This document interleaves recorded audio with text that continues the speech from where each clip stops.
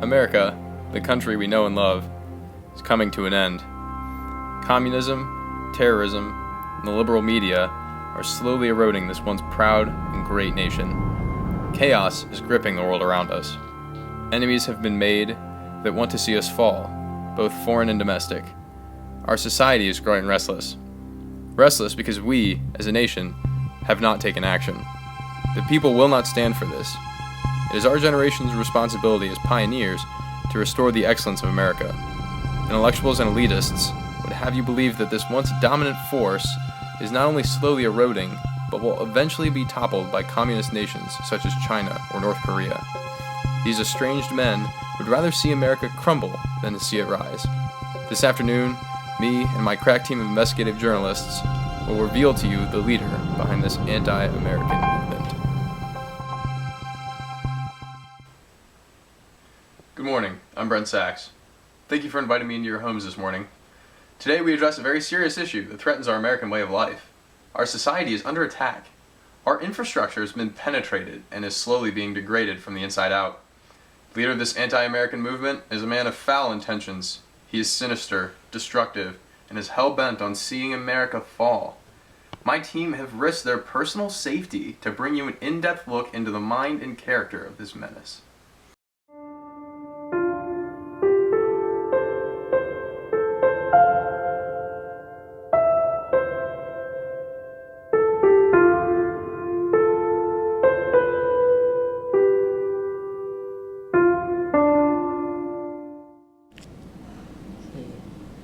He didn't have any friends. His family life sucked. He even picked a pointless major. His career eventually failed. He was just a bitter person. So what turned a seemingly normal, middle-aged man into a twisted visage of his former self? To answer that question, we have to visit a town of Hanover, a small suburb nestled in southern Pennsylvania. There, Earl Crown begins his dark descent into madness. In this seemingly innocent town, in the quiet fields of southern Pennsylvania, changes began to occur in Earl that made him the man he is today. I remember sophomore year, when I first came back, I had him for history. He was really enjoyable. He made me laugh and everything. He even watched YouTube videos with us. But now it's all different. He never smiles. He's bitter. He's so cynical. He even took down the flag from his room.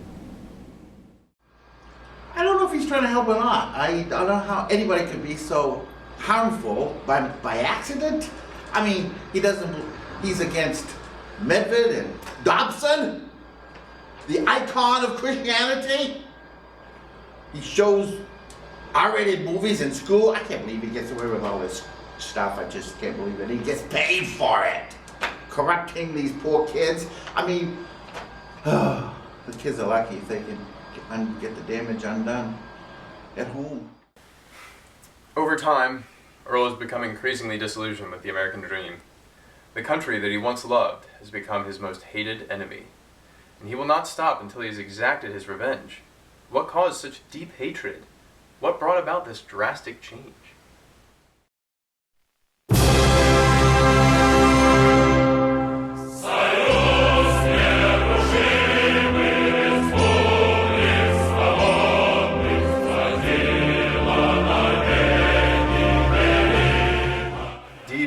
Frozen tundra of the north, an idea was formed.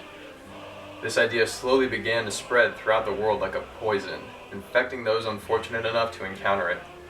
Even those who were not immediately enticed by it could not silence the whisper that echoed in the backs of their minds.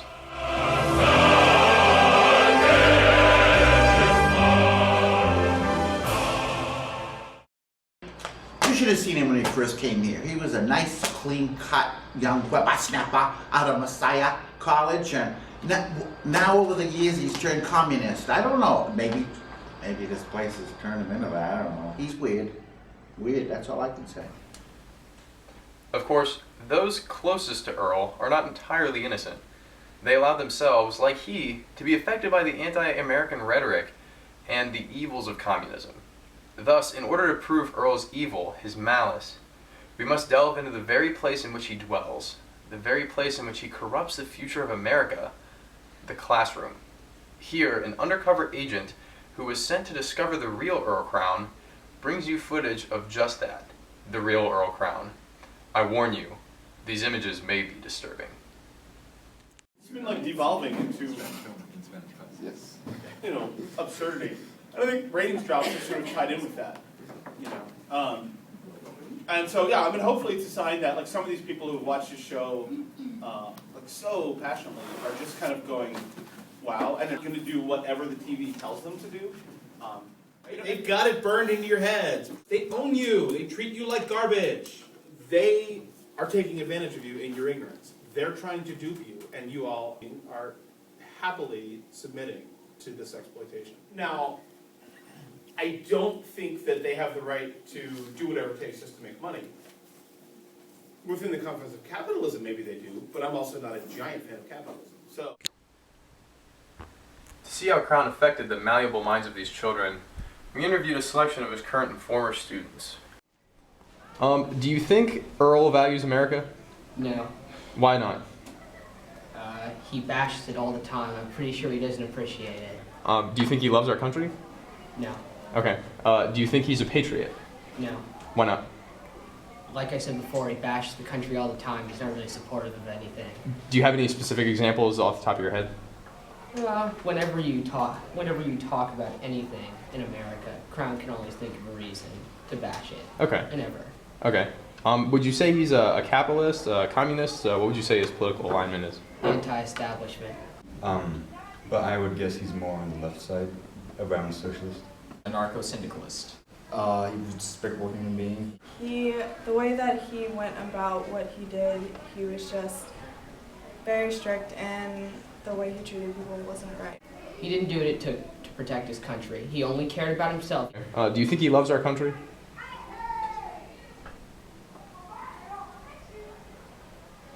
No.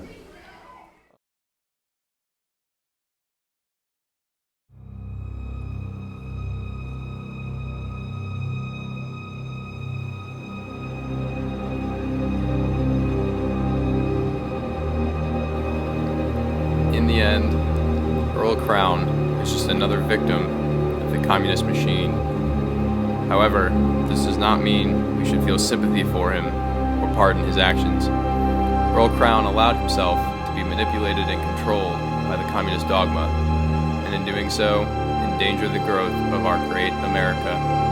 This poisonous seed of communism infiltrated the weak mind of a young and naive Earl and changed him into a man bent on the destruction of capitalistic values. Terrorism against this great nation will not stand. This is an issue that requires the undivided attention of the American people. Communism has destroyed Earl, and it is up to us, as Americans, to destroy that which destroys our own.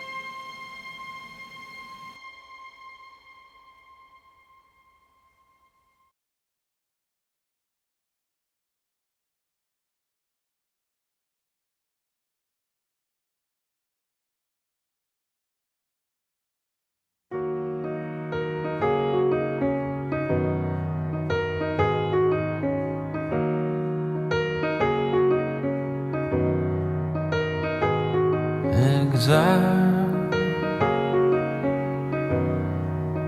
it takes your mind again.